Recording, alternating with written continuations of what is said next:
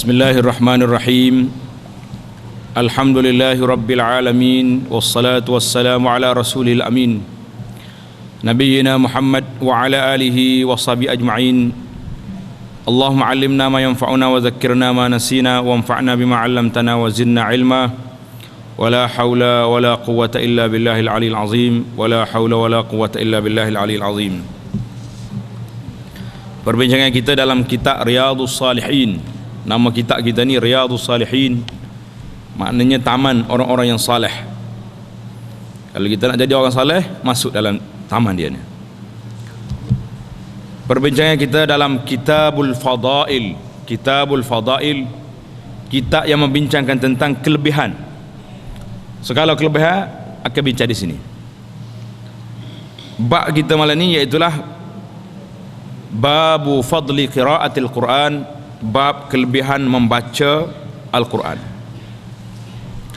Banyak beberapa hadis telah kita baca dalam kitab ini. Sambungan dia malah pada kali ini Babul Amri bi ta'ahudil Quran wat tahzir min ta'ridhihi lin nisyan. Atas pada ta tu ada titik dua tu, buai dia punya titik ha, jadikan dia ha bukan ta.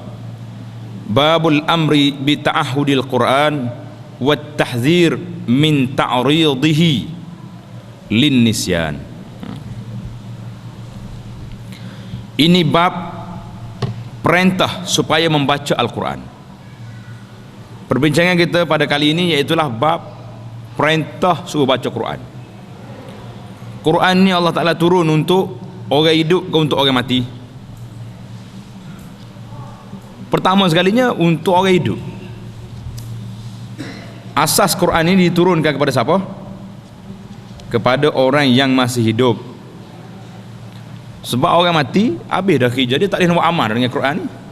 Dia kena terima apa yang dia buat, apa yang dia baca. Supaya membaca Al-Quran dengan baik dan berterusan. Maknanya ta'ahudil Quran, baca Quran dengan baik dan terus baca. Jangan tunggu baca setahun sekali bulan Ramadan. Kalau kita orang Melayu ni bila ada kematian baru jumpa Quran. Kalau tidak, Quran tak ada. Kemudian memberitahu kepada seseorang supaya tidak membelakangkan ajarannya. Quran diturun untuk baca dan amal. Dengan sebab lupa akan ketinggian Al-Quran itu sendiri. Jadi kalau orang ni tak baca, kalau dia tak baca, Quran ni akan jadi lupa. Jadi kalau kita tanya macam mana tak mahu bagi lupa Al-Quran, baca sentiasa. Itu ya kaedah dia. Kalau tak baca, lupa lalu. Tengok Nabi kita banding Al-Quran ni dengan bandingannya dengan unta. Kalau tak ikat dia betul-betul, dia akan lari. Bandingan ni cukup indah dan memang kena. Tak ada lah banding yang orang paling cerdik atas dunia ni lain daripada bandingan yang dibuat oleh Rasulullah sallallahu alaihi wasallam. Ada orang paling cerdik atas dunia lain daripada Nabi? Tak ada. Sebab ilmu manusia lain terbatas. Terbatas kepada apa yang dia baca dalam buku, yang dia dengar orang ayat. Tapi ilmu Nabi sallallahu alaihi wasallam, dia belajar terus dengan siapa? Dengan Allah Subhanahu wa taala. Allah Subhanahu wa taala ilmu dia tak ada sekatan, tak ada sempadan. Dia tahu semua ayat dunia ni, maka apa yang dia nak beritahu kepada Nabi, dia beritahu. Yang Allah Taala tak beritahu, ada lagi. Pasal itulah bila orang tanya Nabi tentang bila berlaku kiamat, berapa hari bulan, Nabi kata tak ada lah orang yang kena tanya ni lebih tahu daripada orang yang bertanya. Hak bertanya tu malaikat Jibril tanya, ya Muhammad, mata sa'ah, bila kiamat? Nabi kata mal mas'ulu anha bi'a'lama minas sa'il. Orang yang kena tanya tak lebih tahu daripada orang yang bertanya. Mana lebih kita dua ni, kalau mu tak tahu, aku pun tak tahu juga. Habis cerita. Jadi itu nak cerita kelebihan ilmu Nabi sallallahu alaihi wasallam mengatasi sempadan, kerana ilmu dia ni Allah Taala beritahu apa yang Allah Taala nak beritahu kepada dia. Bukan semua Tuhan bagi tahu. Ada lagi yang tidak diberitahu, sehingga itulah kan Nabi kata-kata la ya'lamul ghaib illallah. tak tahu benda gaib ini kecuali Allah saja yang tahu.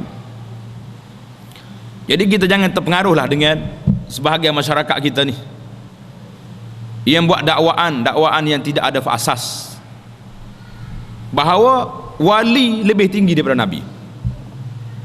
Sebab Nabi jawatan dilantik, wali jawatan usaha. Dia usaha dengan zikir dia, dengan apa ni, munajat, dengan suluk dia, naik taraf. Mana nak boleh lawan? Hak ni walaupun dilantik oleh siapa?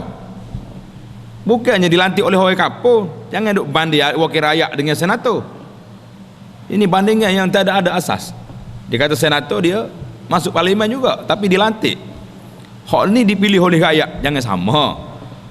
Ini dipilih oleh Allah, bukan dipilih oleh makhluk. Nabi-nabi ini pilihan siapa? Pilihan Allah Subhanahu wa taala, bukan pilihan manusia. Jadi ada kala kita nak berfalsafah, tapi falsafah kita falsafah yang tidak berpaksi di atas kenyataan yang asas. Jadi perintah supaya baca Quran dan amaran at-tahzir, peringatan ataupun amaran daripada membiarkan Quran itu menyebabkan kita jadi lupa. Itu bahaya. Al-Quranul Karim merupakan mukjizat yang paling besar kepada Rasulullah sallallahu alaihi wasallam dan kepada seluruh umat manusia, khususnya kepada umat Islam. Sampai hari ini tuan-tuan kena ingat, apa dia makna mukjizat? Bila sebut tentang mukjizat, apa dia makna mukjizat? Mukjizat ni suatu perkara, suatu benda yang otak manusia lemah untuk mengatasinya. Itu mana mukjizat. Hari ni Quran sudah 1400 tahun lebih dah ada dengan kita. Boleh ke tak boleh ahli sains, ahli putar belik ni putar belik Al-Quran boleh? Tak ada. Kalau Quran salah cetak di seluruh dunia, orang tahu di sini bahawa Quran ni cetakkan sekian-sekian salah, tak boleh baca, diharamkan masuk ke negara-negara ini. Tak ada satu kitab yang dijaga oleh Allah Subhanahu wa taala sebagaimana dia jaga Quran. Inna nahnu nazzalna dzikra wa inna lahu lahafizun. Allah Taala kata, aku waktu Quran, Quran ni aku jaga. Tak payah lajnah-lajnah lain ni nak, itu semuanya di bawah kehendak Allah Subhanahu wa taala. Tu yang kata aku nak jaga Quran, lagu mana nak jaga, maka diberinya taufik dan hidayah kepada manusia supaya bertanggungjawab dengan Al-Quran. Itu dia panggil mukjizat. Makna Quran ini melemahkan akal manusia. Lemah tak lemah tuan-tuan? Cuba kita tengok berapa kali satu buku yang kita boleh baca. Satu buku novel ke, buku apa ke atas dunia ni yang hebat-hebat, yang best seller, dia kata berjuta-juta orang jual, berapa kali boleh baca? Mungkin 3 kali 4 kali boleh baca tak? Tapi Quran ini kita dah baca daripada bila lagi? Dari bila kita baca Quran? Mula-mula kita kena alif bata dulu orang panggil alif bata. Sekarang ni tidak alif bata dah, abata. Dia baca ikut bunyi. Kalau kita nak kata sekarang ni lebih hebat, orang dulu pada Quran juga. Nak kata apa? Jadi setengah ahli-ahli pendidik dia kata sebutan huruf ni lebih cepat daripada sebutan lama. Tapi kalau kita lihat orang tak pandai Quran dulu dengan sekarang ni, wallahu a'lam, sama mana lebih ramai. Baiklah. Maknanya satu kitab yang kita boleh baca setiap hari, lagi banyak kita baca, lagi apa ni, kita memahami isi kandungan, lagi sedap kita baca. Kita tengok nanti apa jadi pada Nabi sallallahu alaihi wasallam bila baca Quran. Nabi kita menangis. Quran ini boleh menangiskan manusia, boleh menyebabkan manusia rasa gemetar hatinya bila sebut tentang Quran. Dan kita tidak pernah jemu-jemu sebagaimana kita baca buku-buku lain. Oleh itu digalakkan, bahkan diwajibkan kepada setiap umat Islam memelihara kesuciannya walau di mana mereka berada sekalipun. Mesti jaga Al-Quran betul-betul. Mereka yang dapat menguasai ayat Al-Quran dengan baik akan diberi ganjaran pahala di dunia dan di akhirat. Kita dah baca dah hadis-hadis yang lepas tentang pahala baca Quran.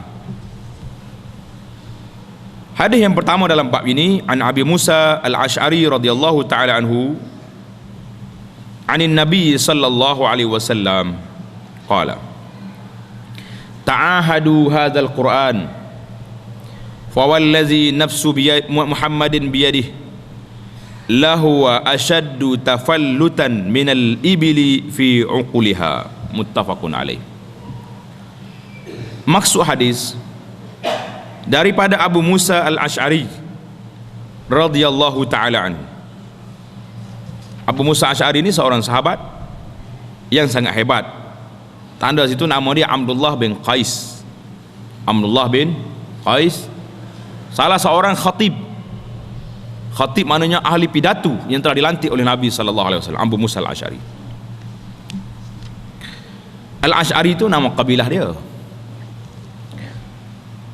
Abu Musa kata, Nabi sallallahu alaihi wasallam bersabda, hendaklah kamu semua menjaga dan memelihara, sentiasa membaca Al-Quran dengan betul dan juga secara berterusan, kerana sesungguhnya Nabi sallallahu alaihi wasallam sentiasa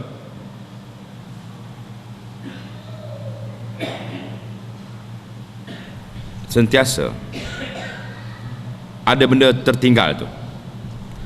Tambah di situ, kerana Nabi sallallahu alaihi wasallam bersumpah, fawallazi nafsu Muhammadin biyadih, Nabi kita bersumpah, Nabi kita bersumpah.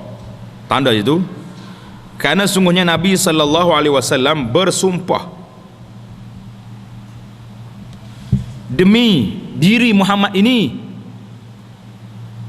biyadihi, duduk di bawah di tangan kekuasaan Allah Subhanahu wa taala. Maknanya Muhammad ni duduk di bawah kuasa Allah. Lahu wa ashaddu tafallutan minal ibili fi uquliha, sesungguhnya Al-Quran itu terlalu mudah hilang,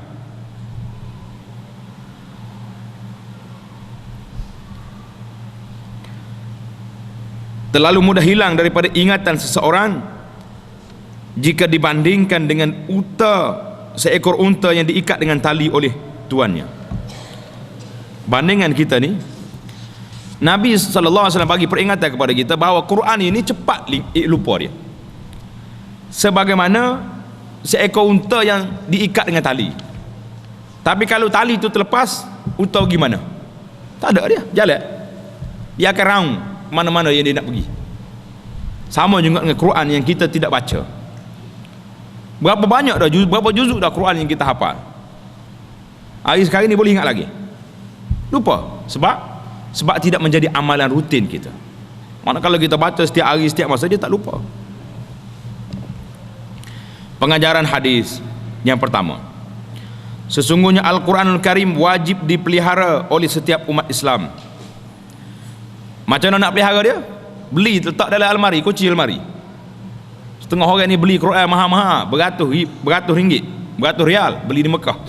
Beli di kilai Quran Madinah ni ada 2,500 rial.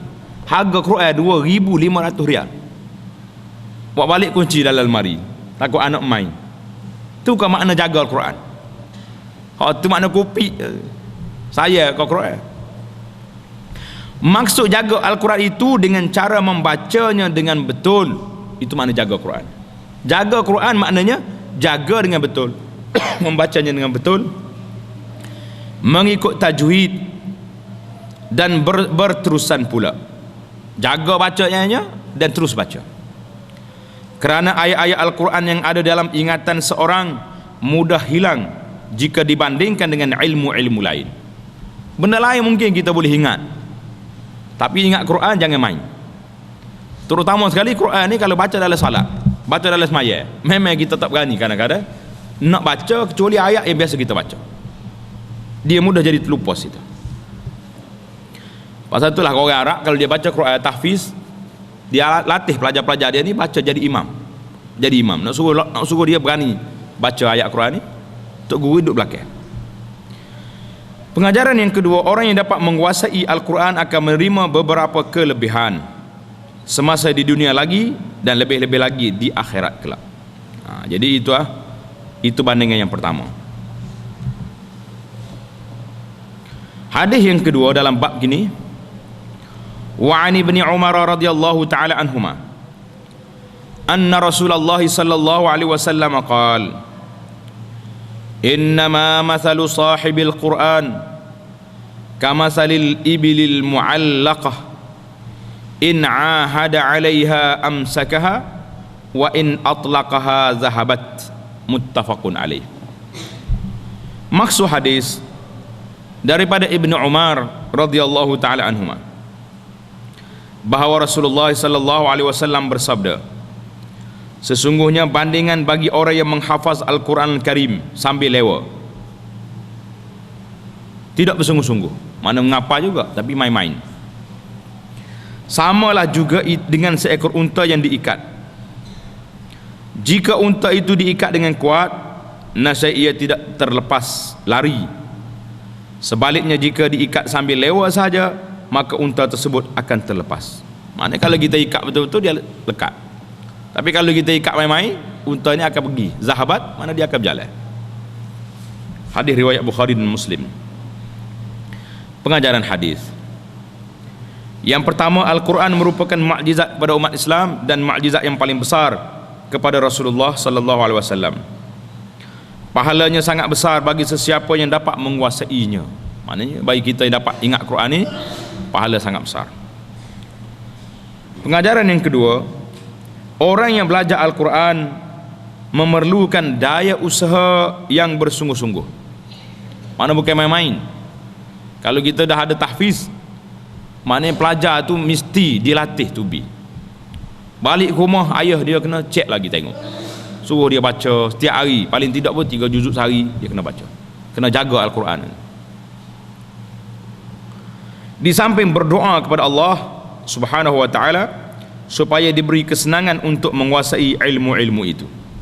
Jadi selain daripada kita usaha itu sendiri, kita juga kena berdoa kepada Allah, kerana tak ada benda atas dunia ni, tak ada benda yang lebih mengatasi kuasa Allah Subhanahu wa ta'ala. Setara mana kita hebat, setara mana kita kuat, kekuatan kita terbatas, kehebatan kita hanya terhad. Tapi dengan pertolongan Allah Subhanahu wa ta'ala kita akan dapat mengatasinya. Yang ketiga, Allah Subhanahu wa ta'ala kasih kepada hamba-hambanya yang bersungguh-sungguh ketika melakukan sesuatu amalan. Mana bila kita beramal betul-betul, jangan main-main. Yang keempat, orang yang rajin berusaha untuk melakukan sesuatu amalan akan mendapat ganjaran pahala yang berganda-ganda, sama ada di dunia ataupun di akhirat. Yang kelima, orang yang rajin membaca Al-Quran dengan ikhlas, kerana Allah Subhanahu wa ta'ala akan dibalas dengan syurga di akhirat kelak. Itu bab kita wajib menjaga dan melihara Al-Quran Al-Karim. Jadi sekarang ni macam mana kita? Bila kita sebut di sini, ada juga riwayat yang mengatakan bahkan setengah daripada ustaz-ustaz kita ni bagi amaran, siapa dia hafal Quran dia lupa, orang ni dapat dosa besar dan sebagainya. Jadi di sinilah alim ulama kita bahas. Ada riwayat yang menyebut tentang demikian, tapi hadisnya lemah, hadisnya dhaif. Yang kita tak boleh buat hujah bahawa tak boleh kita hantar anak kita ke tahfizul Quran, kerana kalau dia lupa nanti dia berdosa besar. Ini bukan satu hujah. Mana alim ulama kita, kalau dia lupa dengan cara tabi'ah, mana orang manusia ni kadang-kadang dia mudah terlupa, maka tidaklah jadi satu dosa bagi dia. Maknanya kesalahan dianya kalau dia ni ihmal, bermain-main, lepas pada dia buat, dia tak, maknanya ngapa Quran tapi tak jaga Quran dan sebagainya, maka orang ini dianggap sebagai bersalah kerana dia tidak jaga Quran yang Allah Ta'ala bagi nikmat pada dia, telah merasai kemanisan Quran masuk dalam dada dia.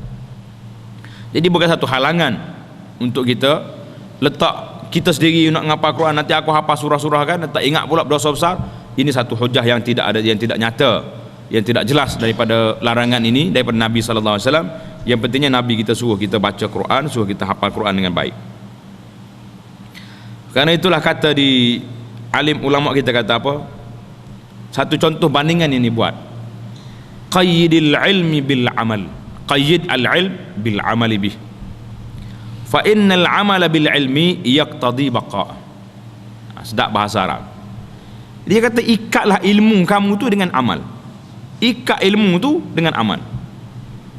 Fa innal amala bil ilmi, beramal dengan ilmu kita itu yaqtadi baqa, maknanya dia akan bawa benda tu kekal lama. Sama juga bila kita ajar zikir, doa sebagainya. Kita belajar tu buat terus. Satu hari satu zikir kita tambah, yang menyebabkan kita terikat dengan apa yang kita belajar. Tapi kalau balik taruh, balik simpan kat rumah, mana kita nak dapat? Jadi itulah di antara kesimpulan yang dapat kita buat dalam bab yang pertama ini. Bab istihbabi tahsinis sauti bil Quran wa talabil qiraati min husnis saut wal istima' ilaha atau wa talabil qiraah man hasanis saut wal istima' ilaha.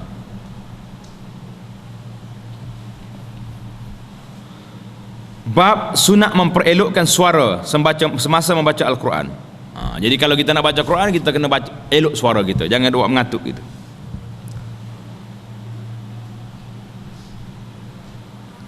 Kemudian sunat pula meminta kepada orang yang baik suaranya, talabul qiraah min hasanis saut wa talabil qiraati min hasanis saut wal istima' ilaha. Maknanya meminta kepada orang yang baik suaranya untuk membaca Quran bagi didengari oleh orang ramai. Sekarang ni payah ke tak senang nak dengar orang baca suara baik? Mudah Nak dengar suara siapa? Orang Arab ada, Melayu ada. Beli kaset, beli CD. Nak dengar tu Imam Mekah, beli tu Imam. Imam Madinah beli Imam. Nak dengar orang ni baca, boleh baca. Zaman kita sekarang ni mudah lagi nak pilih suara-suara yang baik. Suara yang baik ni baca Quran, bila kita dengar dia, kita rasa sedap dengar, galib dengar baca Quran. Tapi kalau mari suara dia kuat tekan, lagi macam nak menangis tu, sedih juga kita dengar kita. Sedih tak sedih? Jadi semangat nak dengar tu kurang. Islam mengangkat darjat orang yang beriman di kalangan umat manusia di dunia ataupun di akhirat. Tak lagi dah. Orang yang beriman, Allah Ta'ala akan angkat darjat dia. Di antara tanda-tanda orang yang beriman dan bertakwa ialah mereka yang menjaga kehormatan kitab suci Al-Quran Al-Karim. Orang yang jaga Quran, orang ini di antara tanda beriman. Macam mana jaga Al-Quran? Kita dah sebut tadi. Bukan setakat beli letak dalam almari, maknanya baca Quran itu makna jaga.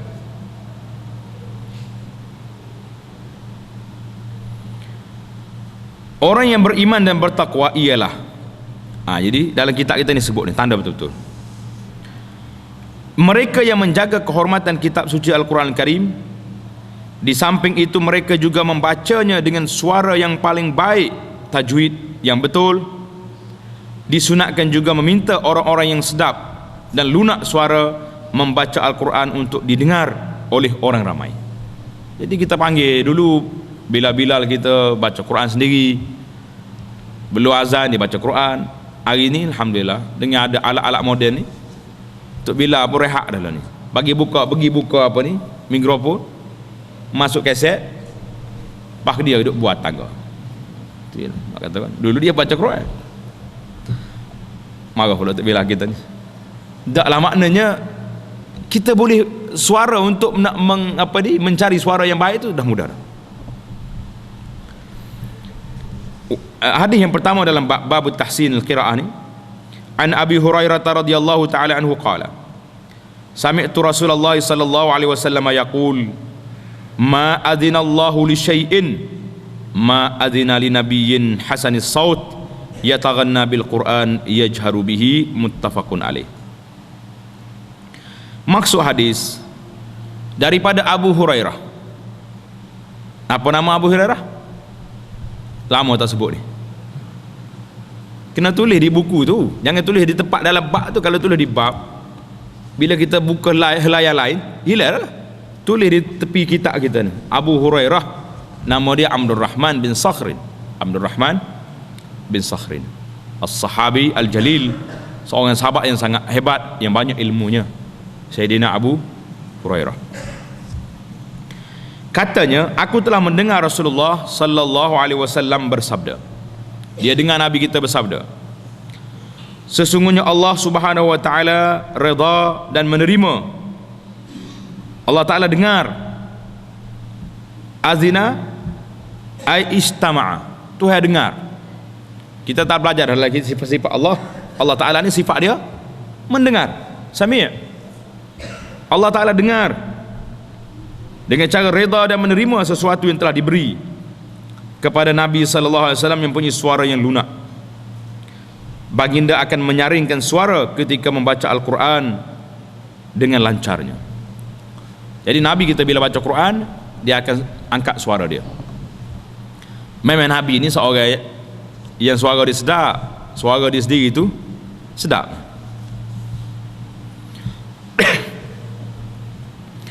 Jadi tengok pengajaran hadis apa dia kata. Allah Subhanahu wa taala akan beri ganjaran pahala yang besar kepada hamba-hambanya yang memiliki suara yang lunak lagi merdu. Orang yang punya suara lunak dengan merdu, Allah Ta'ala akan beri pahala suara, pahala baca Quran. Semua orang dapat, jangan bimbang. Namun ada pula malam ni ada yang menangis pula kita. Ustaz, kesian saya, suara tak sedap, baca Quran tu boleh pahala ke tidak? Tak. Baca Quran tu kita dah belajar dah dalam hadis yang lepas. Setiap huruf yang kita baca, alif lam mim, alif satu huruf, lam satu huruf, mim satu huruf, itu pahala satu. Setiap satu itu 10 pahala, gandaan tu dah confirm. Tapi suara yang sedap pula kita tambah lagi dengan suara yang baik, itu dapat pahala lagi. Kemudian mereka gunakan suara-suara tersebut untuk membaca ayat Al-Quran Al-Karim. Suara ni untuk dibaca. Orang hari ni suara untuk apa? Untuk bertanding, untuk berlagu, untuk bertanding. Tak ada dalam Al-Quran untuk bertanding, untuk diperdengarkan dengan baik.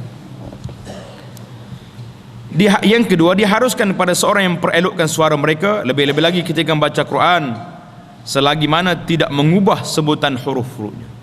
Jangan duduk berlagu tu sampai peringkat lari makna dia, lari huruf dia, itu tak boleh. Tak boleh. Jadi kerana itulah kita lihat dalam hadis ini Nabi SAW bagi tahu bahawa Allah Ta'ala suka kepada suara yang baik bila baca Quran. Jadi kita lihat apakah syarat baca Quran ni mesti belajar tajwid dulu baru boleh baca Quran. Jawabnya, tajwid ni satu kaedah untuk nak memperelokkan bacaan kita, supaya jangan bertukar hak ni dengan ni. Yang penting sekali jaga huruf tu di antara ha dengan ha. Jangan beza. Alhamdulillah, jangan duk baca alhamdulillah, lain makna tu. Shin dengan sin lain. Falyashhadu, syaa, sya mana kehendak. Kalau saa, sin tak ada titik, jadi apa? Jadi tak baik. Saa mana jahat. Lagi tak lagi mana? 100 km lagi tu. Jadi itulah bahaya bila kita baca Arab. Insya-Allah. Kita selalu cakap bila kita nak buat benda, orang tanya boleh mari esok? Insya-Allah. Apa makna insya-Allah? Kalau Allah Ta'ala kehendaki, saya marilah. Mana lafaz ini walaupun kalau Allah Ta'ala kehendaki, tapi dia lebih kepada al-wa'd, lebih pada janji. Saya pergi, tapi saya tak boleh jamin sebab benda dia duduk di bawah masyiatillah, kehendak Allah. Tapi kalau kita kata insya Allah, apa jadi? Ini berlaku ni. Ada setengah ustaz ni, penceramah atau pentas, merah muka-muka berapi bercakap, tapi bila sebut insya Allah, apa jadi? Lari makna cukup jauh. Insya'a, kalau jahat Tuhan, la ilaha illallah. Lagi tak lagi mana? Ingat, insya'a dengan insya'a sangat jauh beza dia. Jadi alhamdulillah dibaca dengan alhamdulillah, tak boleh. Maknanya tajwid itu adalah pelengkap kepada bacaan Quran. Tapi asasnya kalau kita boleh beza di antara huruf-huruf yang ada tu, shin dengan shin lain, ha dengan ha lain, apa lagi huruf yang dekat, ain dengan alif lain, sudah beza, sudah boleh baca Quran. Masalah idgham tak idgham, ma'al ghunnah bidun ghunnah, ikhfa, itu dia panggil tahsin saut. Tahsin saut bukan syarat bila saya tak boleh baca Quran lagi sebab tajwid belum habis. Apabila nak habis tajwidnya, belajar apa tidak? Jadi lagu mana jadi? menyebabkan orang tak baca Quran. Bukan halangan untuk baca Quran tanpa tajwid, tapi kita kena ingat yang penting sekali asas dalam kita baca Quran ini, perbezaan huruf, makharijul huruf itu penting. Biar beza di antara huruf-huruf yang ada. Jadi baca Quran ini memang dituntut supaya kita elokkan suara tanpa kita mengubah makna Quran. Jangan mentah nak berlagu kak, tak kira dari segi makna lari ke apa. Dia bahasa Arab ni bukan senang. Kalau lebih daripada huruf dia akan jadi makna lain. Hadis yang kedua, wa an Abi Musa al-Ash'ari radhiyallahu ta'ala anhu anna Rasulullah sallallahu alaihi wasallam qala lah laqad utita mizmaran min mazamiri ali Dawud muttafaqun alaih. Wa fi riwayatin li Muslimin anna Rasulullah sallallahu alaihi wasallam qala lah law ra'aitani wa ana astami'u li qira'atika al-barihata. Hadis, maksud hadis Abu Musa ini daripada Abu Musa al-Ash'ari radhiyallahu ta'ala anhu, bahawa Rasulullah sallallahu alaihi wasallam telah bersabda kepadanya. Kita dah bagi tahu dia nama apa Abu Musa? Abdullah bin Qais. Abdullah bin Qais seorang sahabat Nabi radhiyallahu ta'ala anhu yang cantik, suara dia baik, merdu dia punya suara. Karena itulah Nabi kita lantik dia ni salah seorang khatib yang berkhutbah, yang berceramah. Nabi kita lantik. Dan Nabi dia bagi dia, suruh dia baca Quran.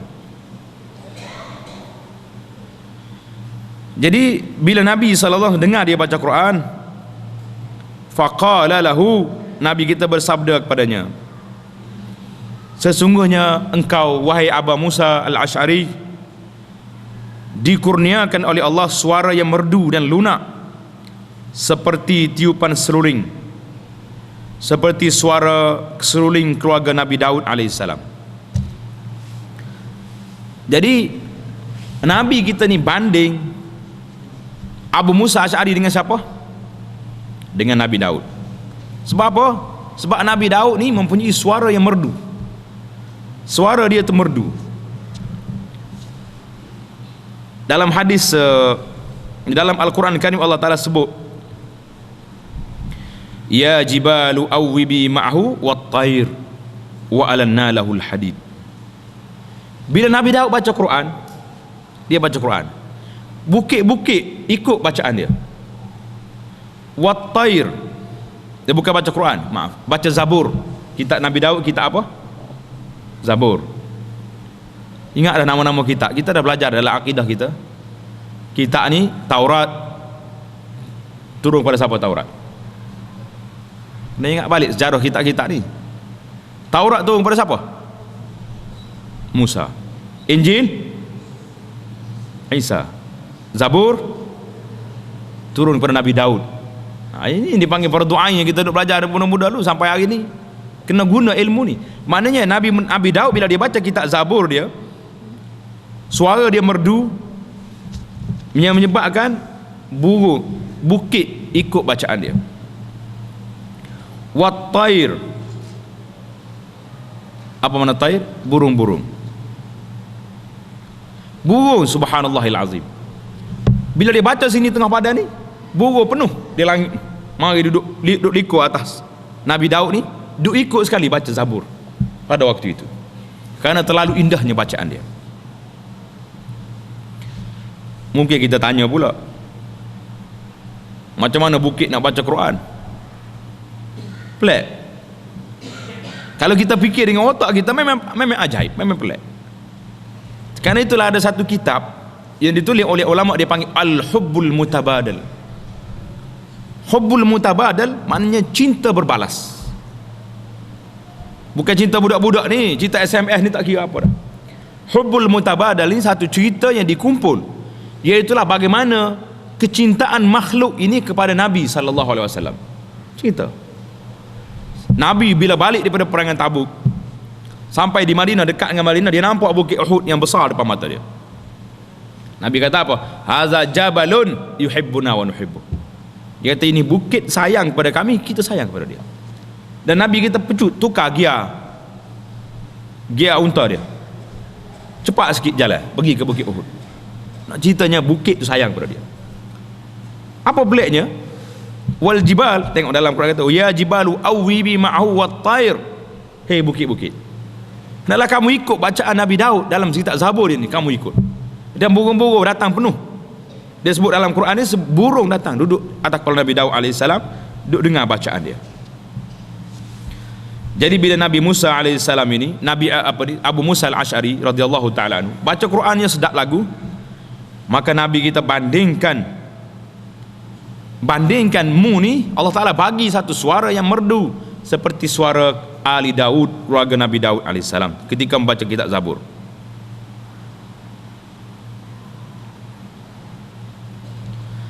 Kemudian bila Nabi kita sebut macam tu, Abu Musa pun bagi cerita. Sebagaimana riwayat yang kedua, dalam riwayat Muslim ada disebutkan bahawa Rasulullah sallallahu alaihi wasallam bersabda, alangkah baiknya aku dapat melihat dan mendengar kamu baca Quran dengan suara yang merdu malam tadi yang dapat mententeramkan jiwa. Jadi kata di Abu Musa,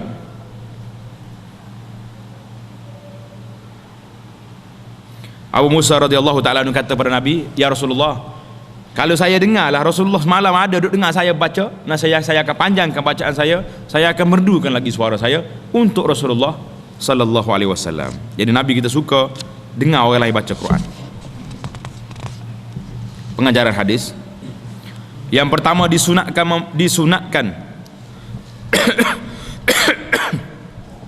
memperelokkan suara ketika membaca Quran, meliputi semua hukum tajwid, kerana dengan berbuat demikian dapat mententeramkan hati orang yang membacanya dan juga orang yang mendengarnya.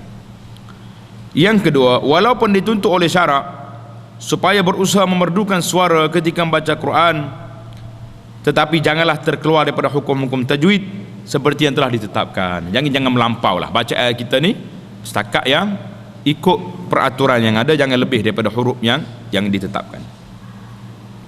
Kata ulama, hadis ini menunjukkan dalil bahawa, ini tak ada dalam kitab ni, kalau tanda lah. Hadis ini menunjukkan dalil bahawa kalaulah seorang itu memperelokkan bacaannya, dia belagu bacaan, tujuan dia belagu nak suruh orang dengar tu manis telinga, sedap dengar. Kalau dalam salat kita belagu, nak suruh orang belakang kita ni khusyuk dengar bacaan walaupun dia tak faham makna. Ini berlaku bila kita tengok jemaah kita ni, orang Melayu, dia pergi ke Mekah, Madinah, bulan Ramadan ke bulan haji, imam-imam yang baca dengan suara merdu ni, bila imam tu menangis, makmum belakang menangis juga. Dia bagi tahu kepada saya, ustaz, walaupun saya tak faham sepenuhnya makna ayat tadi, tapi bila dia baca dengan cara yang begitu demikian, dengan keadaan dia menangis, dengan khusyuk dia baca tu, masuk dalam hati kita perasaan bahawa ayat ini menyentuh hati, tentang kematian, tentang azab, masuk dalam hati dia. Itu orang yang tak faham sepenuhnya. Bagaimana kalau orang tu memahami bacaan tu, tentulah hatinya lebih gemetar, lebih takut dia kepada Allah Subhanahu wa ta'ala. Jadi di sini kata alim ulama kita, tujuan kita belagu ni untuk nak memperelokkan bacaan, supaya orang yang ada di belakang kita ni, pendengar-pendengar Quran ini, merasa khusyuk dengan bacaan, rasa semangat dengar Quran.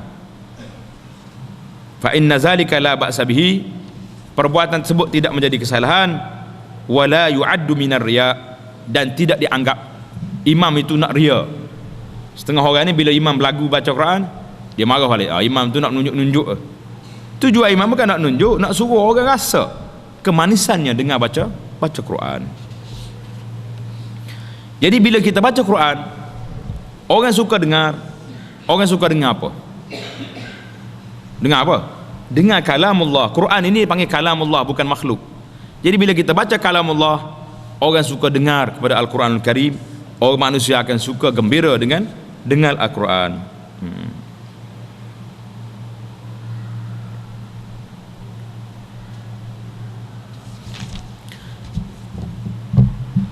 Hadis yang seterusnya, wa anil Bara ibni Azib radhiyallahu ta'ala anhu qala sami'tu an-nabiyya sallallahu alaihi wasallam qara'a fil isya bit-tini waz-zaitun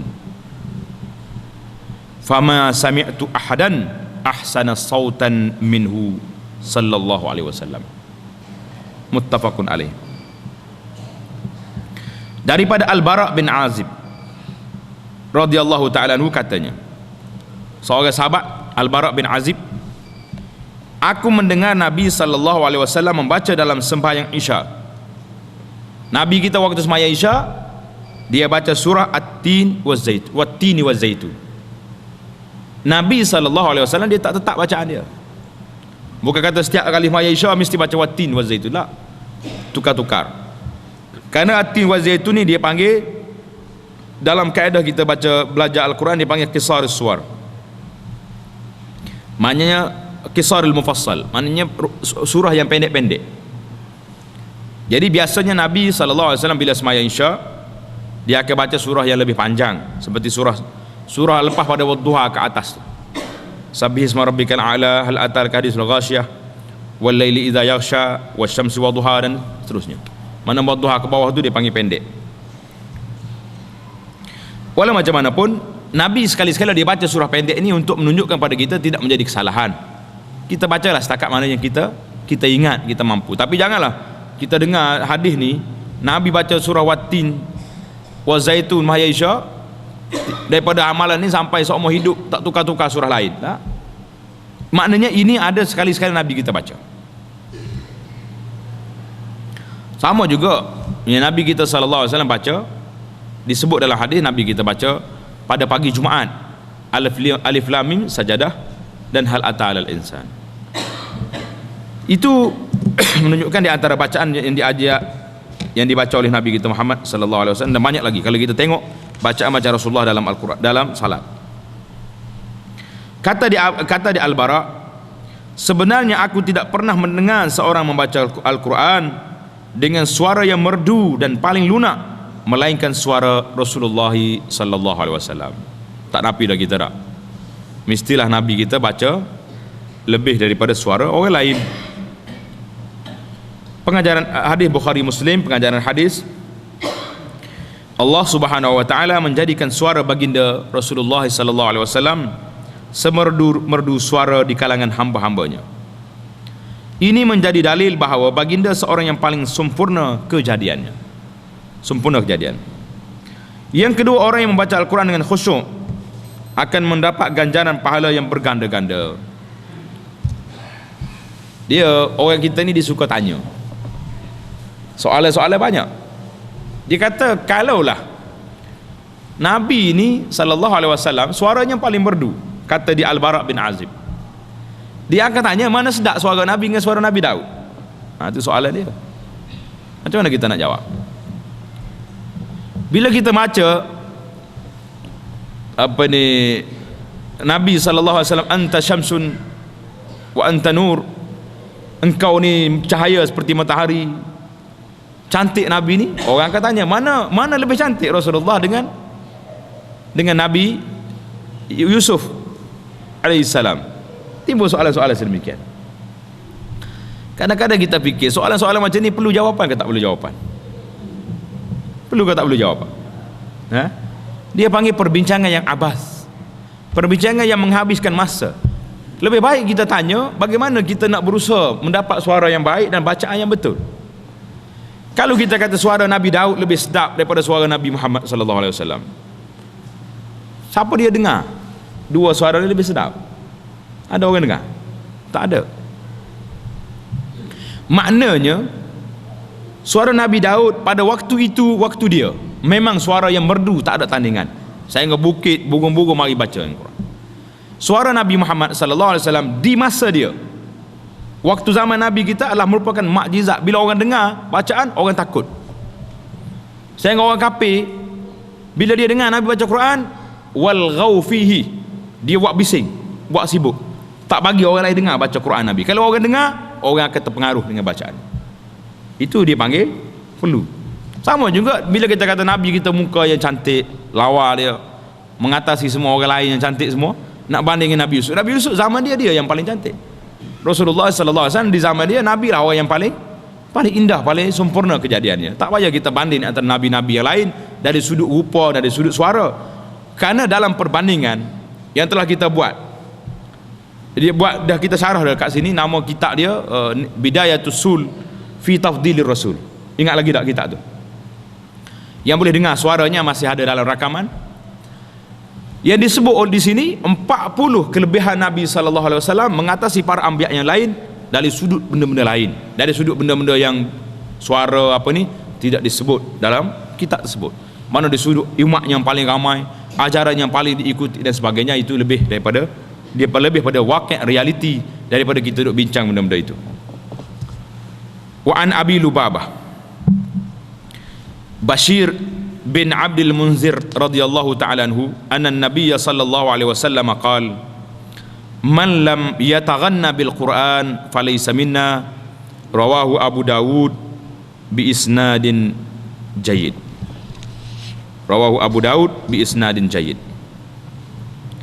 Maksudnya hadis daripada Abu Lubabah Bashir bin Abdul Munzir radhiyallahu ta'ala anhu bahawa Nabi sallallahu alaihi wasallam bersabda, sesiapa yang tidak membaca Al-Quran dengan suara yang paling baik serta tajwid yang betul, maka tidaklah termasuk dalam golongan kami. Maknanya bukan orang ikutan kami, kerana dia ini tidak taghanna bil Quran. Jadi kita kena sebut di sini, disebut oleh alim ulama makna at-taghanni bil Quran. Satu makna menunjukkan bacaan suara elok. Man lam yataghanna ay bimakna man lam yuhsin sautahu bil Quran. Orang yang tidak memperelokkan bacaan Qurannya, falaisa minna, orang ini bukan dari kalangan pengikut kita yang baik. Ini menunjukkan bahawa sepatutnya seorang itu mesti memperelokkan bacaannya setakat dia mampu. Kalau suara kita tak sedap, kita baca cara tak sedap. Tapi nak ajar suara tak boleh tukar. Tapi tajwid, makharijul huruf kita boleh betulkan. Mesti dia ada. Itu makna yang pertama. Makna yang kedua, tanda sini. Man lam yataghanna bil Quran. Makna yang kedua, sesiapa yang tidak merasa cukup dengan Al-Quran. Itu makna lam yataghanna bil Quran, ay bermakna man lam yastaghni bihi an ghairi. Sesiapa yang tidak merasa cukup dengan panduan, dengan pimpinan, dengan hukum hakam, dengan akhlak, dengan adab yang ada dalam Quran, dia nak cari lagi hukum-hukum orang putih, nak cari lagi hukum-hukum adab-adab peraturan orang barat, nak cari lagi peraturan sistem-sistem yang ada dalam yang bukan daripada Islam, falaisa minna, orang ni bukan dari umat aku. Makna dua-dua makna ni boleh diterima pakai sebagaimana disebut oleh alim ulama kita. Makna lam yataghanna bil Quran, dua makna di situ. Makna yang pertama, orang yang tidak memperelokkan bacaan Quran, orang ni bukan di kalangan pengikut kita. Makna yang kedua, man lam yataghanna bil Quran, orang yang tidak merasa cukup dengan panduan Al-Quran. Quran ni cukup dah sebagai panduan. Ada undang-undang, ada akhlak, ada adab, ada semua perkara. Syifa linnas. Tapi kita merasakan Quran ni belum komplit, tidak sempurna. Yang sempurnanya undang-undang orang putih. Nak sembahyang ikut Quran. Bila mari orang mencuri, undang-undang Quran tak boleh pakai. Zalim kat tangan orang. Kita kena letak dalam penjara, bagi makan free. Ni yang betul. Betul pada otak dia. Orang mencuri hak orang, harta orang ni simpan berpuluh-puluh tahun simpan, dia curi, kita kat tangan dia zalim. Yang tak zalimnya kita yang cerdiknya, ambil orang ni pera, tak dalam penjara, bagi makan dia 10 tahun 5 tahun, cerdik. Jadi makna dalam hadis ini, hadis Abu Lubabah ni radhiyallahu ta'ala anhu, man lam yataghanna bil Quran, makna bagi orang yang tidak merasai cukup dengan panduan Al-Quran, dengan peraturan Al-Quran, falaisa minna, orang ini bukan umat aku. Itu makna yang pertama. Makna yang kedua, man lam yataghanna bil Quran, makna orang yang tidak memperelokkan bacaan Qurannya, maka orang ini juga tidak ikut peraturan yang dibuat oleh Nabi kita Muhammad sallallahu alaihi wasallam. Jelas dua makna hadis kita ni, dia hanya ada di hadapan kita, cukup cantik untuk diperhatikan. Pengajaran hadis. Yang pertama di antara sunnah Rasulullah sallallahu alaihi wasallam, kita dah bahas dah itu tentang di antara sunat dengan sunnah. Sunat maknanya menurut bahasa Melayu lah. Sunat maknanya benda yang tak wajib. Tapi sunnah maknanya perbuatan Nabi. Di antara sunnah Rasulullah sallallahu alaihi wasallam ialah membaca Al-Quran dengan suara yang paling baik. Nabi kita baca dengan suara yang paling merdu. Kerana suara yang baik lagi merdu boleh menyejukkan hati manusia yang beriman, lebih-lebih lagi apabila mendengar bacaan ayat-ayat Al-Quran. Bila kita dengar bacaan Al-Quran, suara kita akan rasa khusyuk dan sebagainya. Yang kedua, belajar ilmu Al-Quran, belajar hurufnya, belajar makhrajnya, seperti ilmu tajwid dah yang kita belajar hari ini, dan lainnya merupakan fardu ain oleh setiap umat Islam. Hendaklah menyedari perkara ini dan mendidik anak-anak mereka dengan ilmu-ilmu itu. Mana Quran bukan boleh baca seperti ikut suka hati kita, tak boleh. Kita kena ikut peraturan yang telah dibuat di sini. Hadis yang kelima dalam bab kita ini, wa an ibni Mas'ud radhiyallahu taala anhu qala li an-nabiy sallallahu alaihi wasallam iqra' alayya al-Quran faqultu ya Rasulullah aqra'u alayka wa alayka unzil qala inni uhibbu an asma'ahu min ghairi faqara'tu alayhi surat an-nisa hatta ji'tu ila hadhihi al-ayah fakaifa idza ji'na min kulli ummatin bishahid wajidna bika ala haula'i syahida qala hasbuka al-an faltafattu ilaihi fa idza aynahu tazrifan muttafaqun alaih. Maksud hadis daripada Ibnu Mas'ud radhiyallahu taala anhu, katanya bahawa Nabi sallallahu alaihi wasallam telah bersabda kepadaku. Ibnu Mas'ud ni salah seorang daripada orang yang sedap baca Quran. Nabi kita selalu suruh Ibnu Mas'ud baca Quran. Nabi kata kepada dia, ya Ibnu Mas'ud, iqra' alayya al-Quran, bacakanlah Quran kepadaku. Baca Quran, aku nak dengar. Aku pun menjawab. Ibnu Mas'ud jawab, ya Rasulullah, adakah saya akan membaca Quran untuk didengar oleh Tuhan, oleh Rasulullah, sedangkan Al-Quran itu diturunkan kepada Tuhan? Kaifa aqra, bagaimana saya nak baca Quran? Quran ini turun kepada Rasulullah, sepatut Rasulullah baca, saya dengar. Apa Nabi jawab? Lalu baginda pun bersabda, aku sangat suka mendengar Al-Quran jika dibaca oleh orang lain. Nabi beritahu kepada Ibnu Mas'ud, tak apa membaca, aku suka orang lain baca Quran, aku dengar. Maka aku pun terus membaca Al-Quran untuk baginda, iaitulah Suratun Nisa. Dia pilih ayat dalam Suratun Nisa, dia baca sehingga sampai kepada ayat fa kaifa idza ji'na min kulli ummatin bi syahidin wa ji'na bika ala haula'i syahida. Maksud apa ayat ni? Bagaimanakah ketika kami bawakan kepada setiap umat seorang saksi, dan engkau ya Muhammad sallallahu alaihi wasallam kami jadikan saksi kepada umat ini. Wa ji'na bika ala haula'i syahida. Semua manusia ni Nabi kita akan jadi saksi. Bila sampai kepada ayat ini, apa jadi? Kemudian baginda sallallahu alaihi wasallam bersabda, hasbuka, cukuplah kamu baca Al-Quran sekarang, cukup baca Quran. Aku pun menoleh kepada baginda dan aku lihat kedua matanya mengalir air matanya. Bila sampai di ayat ini, Nabi kata, hasbuka ya Ibnu Mas'ud, cukup. Inilah dalil sunnah. Bila kita nak suruh orang tu berhenti baca Quran, kita tak payah kata sadaqallahul azim, kita kata hasbuka. Memang guru-guru kita di mana-mana lah, bila dia suruh kita baca Quran, bila sampai tempat ayat dia suruh berhenti, dia akan kata hasbuka, cukup berhenti setakat tu. Ini sunnah. Nabi kita bila nak suruh Ibnu Mas'ud berhenti baca Quran, dia kata apa? Sadaqallah. Dia tak kata sadaqallah, dia kata hasbuka. Tapi dah jadi satu adat masyarakat kita Melayu dan lain-lain, sebahagian pada adat, bila nak berhenti, sadaqallahul azim. Ya, Nabi kita tak suruh baca macam tu, dia suruh berhenti, dia kata hasbuka. Jadi Ibnu Mas'ud bila dia tengok Nabi kita suruh berhenti, dia paling tengok, ya Allah, Rasulullah telah menangis.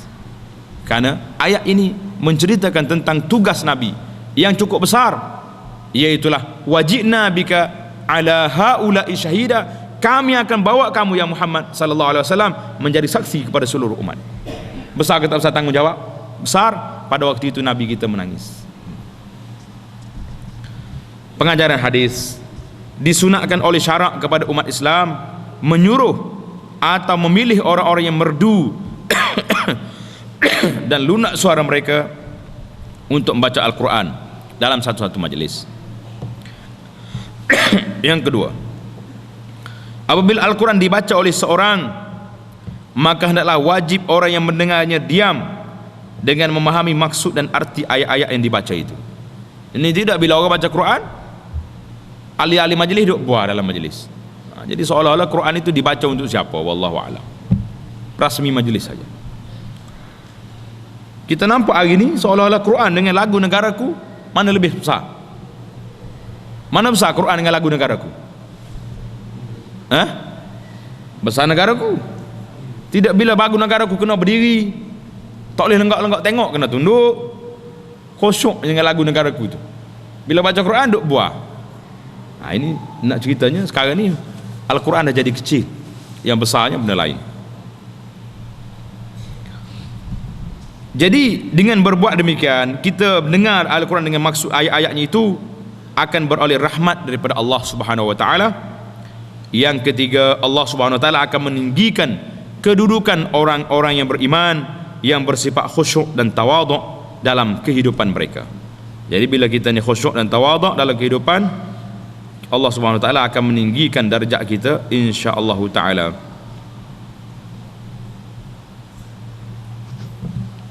Jadi itulah di antara perbincangan kita. Kita lihat di sini apa sebabnya Nabi kita sallallahu alaihi wasallam dia suka orang lain baca, dia dengar. Kerana orang yang baca, kita baca Quran, terutama dalam salat dan sebagainya, kita akan tumpu pada bacaan kita, tumpu pada bacaan, pada makhraj. Tapi bagi orang yang mendengar, orang dengar dia boleh tumpu memerhatikan apa yang dibaca, tadabbur ataupun ta'ammul kepada apa yang dibaca oleh pembaca itu. Karena itulah dalam bahasa Arab dia sebut satu bandingan, bandingan, dia kata al-qari'i halib wal mustami' syarib. Apa maksud dia? Pembaca itu seperti orang yang memerah susu, perah susu kambing ke susu unta.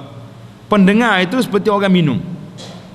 Mana orang baca dia kena sibuk dengan bacaan dia, suara dia. Tapi orang dengar dia boleh tumpu penuh kepada apa yang dia dengar, dia boleh perhatikan, boleh tadabbur dari sudut maknanya. Mana orang yang mendengar ini mustafid. Karena itulah Nabi sallallahu alaihi wasallam kata, aku suka dengar Al-Quran dibaca oleh orang lain. Jadi bila sampai kepada ayat ini, wajibna bika ala haula'i syahida, kami akan bawa engkau ya Rasulullah menjadi saksi kepada umat-umat yang terdahulu. Pada waktu itu kita lihat mata Nabi sallallahu alaihi wasallam tazrufan, menangis mengalir kedua matanya. Jadi di sinilah kita peranan besar bagi setiap orang menjadi saksi kepada orang yang di bawahnya. Umat terdahulu disaksikan oleh umat kemudian.